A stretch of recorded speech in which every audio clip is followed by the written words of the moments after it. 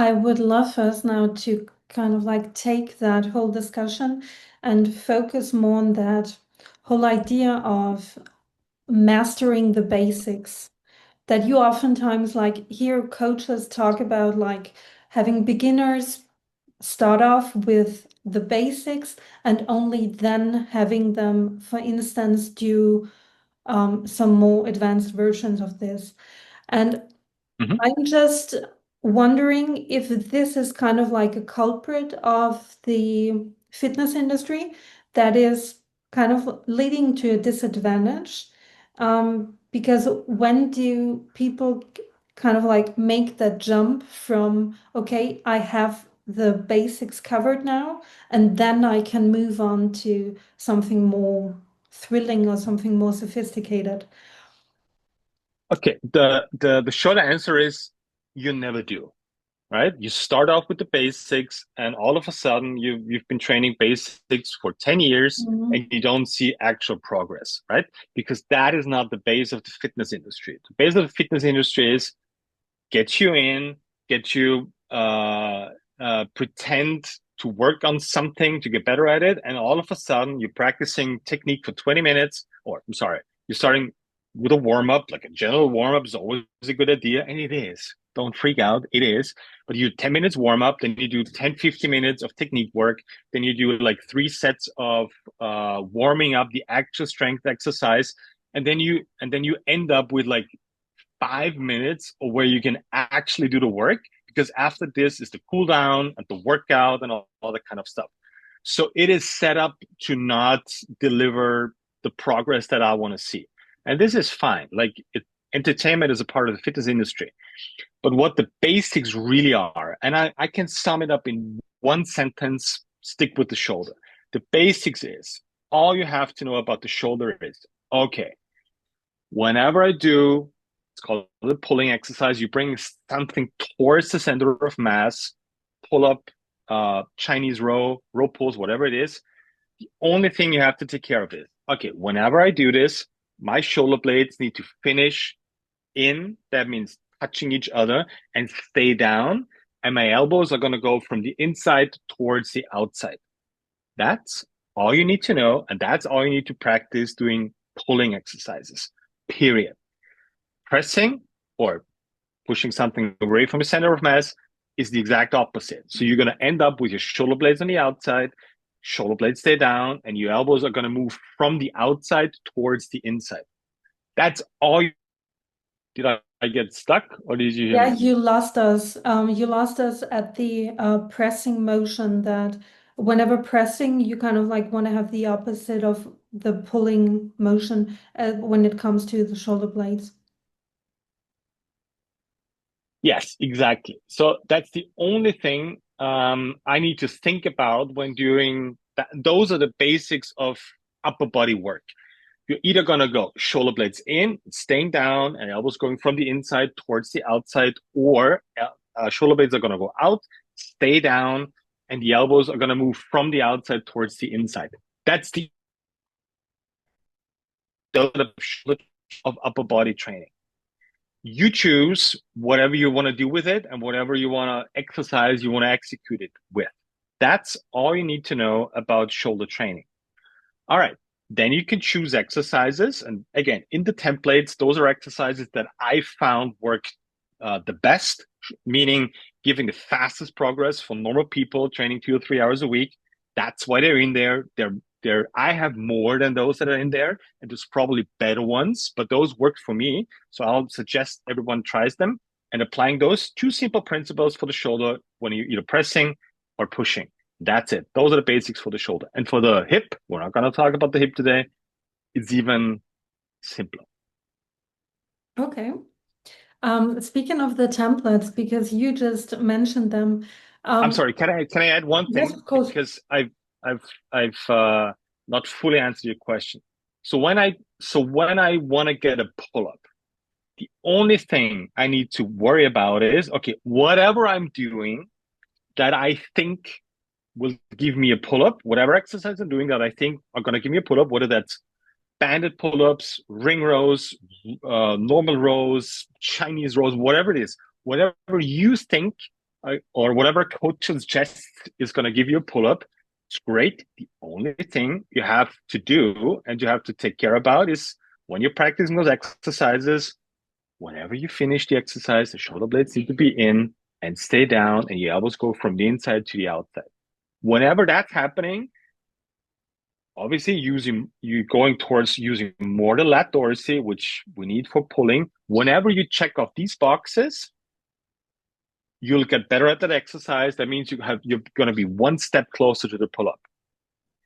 On the contrary, this means whenever you're not doing this, that means you're going to go further away from getting your pull-up. Example, one last thing, like you can answer or you can ask your question. Negative pull-ups.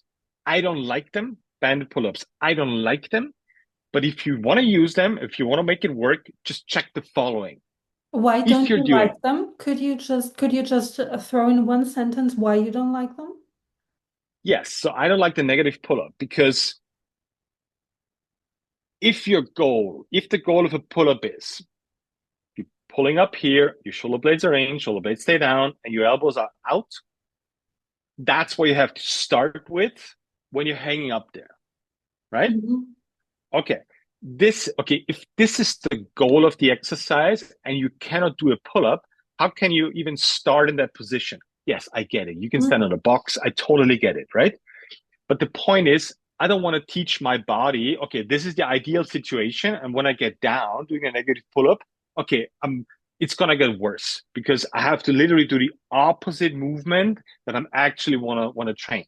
So there's no point in me doing this because it's too complicated. That's my point. You Mhm. can absolutely do this, you can make it work, but in my experience, it's just really hard to do for normal people, right? Mhm. Banded pull-ups, for example. Okay, this is a great tool if you know what you're doing. What I'm just seeing, most people that are doing banded pull-ups are just doing this. So they're going to end up like this, no matter if they're using a band or not. So that's not the point.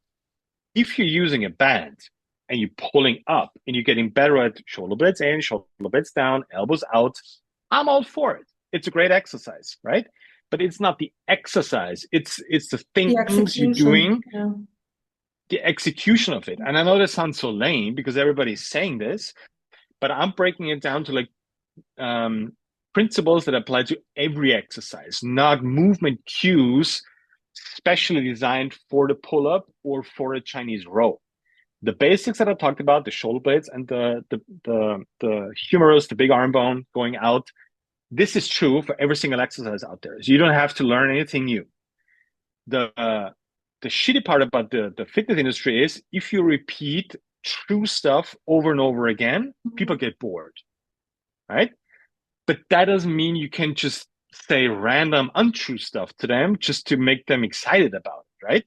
So we as coaches, we have to find different ways how to say the same things, which are true from my point of view, in different ways, create stories around it so you can practice the same stuff over and over again without getting bored. But I'm still going to say the same things. Maybe I'm just going to use different stories. For example, like, okay, whenever you're going to pull yourself up there or whenever you're going to do a Chinese row, I might actually have a pen in my hand and I'm going to just going to lay this on the back and I'm going to tell them, okay, you're going to pinch Mhm. the pen with your shoulder blades on top, right? So when you finish, you have to literally feel the pen being pinched in between your shoulder blades whenever you finish the movement. So they know when they've pulled the shoulder blades together, right? This is just one of 1,000 ways how to say Mhm. the same things without them getting bored. But just don't use fancy cues that are not working just to entice people doing the right stuff. This is not working. All right, so back Just to your question. no, just out of personal interest, what is kind of your equivalent to having the pen when someone is doing like a Chinese row or something like that? When someone is doing like a pull-up, do you have any like f similar things that you tend to do?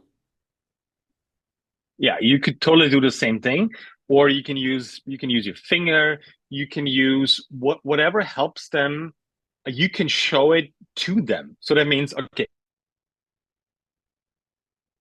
let's let's call it a twisting ring pull up with my feet on the bench, so Mhm. they can so let them see what I'm doing. Let them feel what I'm doing with my shoulder blades.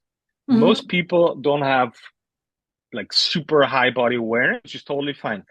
So we need different angles. I don't know how that person in front of me wants to learn. Tactile feedback with the pen. Maybe she needs to see what it actually Mhm. looks like when I'm doing it. Mhm. Maybe she needs to hear it more often. Well, you choose whatever works for the person in front of you. Okay. Another another another good one would be, okay, if you just if there's no body awareness, just use a band in between your twisting pull-up sets and make them pull horizontally, because the tactile feedback from the band is going to help them feel it at Mhm. once, like feeling the lats engage when you do this. Okay, try pulling your shoulder blades out and then pull. Oh, I don't feel my lats all the way down. But when I do this, ooh, suddenly it starts to go down even further. So, I mean, just a couple of ideas how to teach the same thing in different ways, packaged with different stories. You can say, I have a funny Johnny Bravo story for mainly like guys who know who Johnny Bravo is. He's a cartoon figure as like a very broad V shape and no legs, basically. So a lot of guys can relate. Um, and he's walking around like a gorilla. So if you tell guys stories about walk around or get in a position like Johnny Bravo, or imagine you going into a bar trying to talk to a nice lady at the bar, how are you going to walk into the bar, right? Mhm. You're not going to walk in like this, but you're going to get your chest up, and all of a sudden, every guy knows how to walk and how to pull the shoulder blades together. Once the thing about Johnny Bravo or how to walk into a bar, um, am I still allowed to say picking up a nice lady? Whatever. Approaching, trying to A start a female. nice conversation with a female person. Very If good. that's still a thing nowadays, whatever. I love it. Now, I especially appreciate the practical breakdowns and the practical cues and ideas. So that's all we have for today. Sweet. All right, guys. So, short summary of today's call is the shoulder is super simple to learn. All you need to learn is, okay, where do I need to position my shoulder blades, in and down or out and down? Plus, what does my humerus need to do? If you need percentages, I'll give them to you. 80% is the shoulder blades and 20% is the humerus.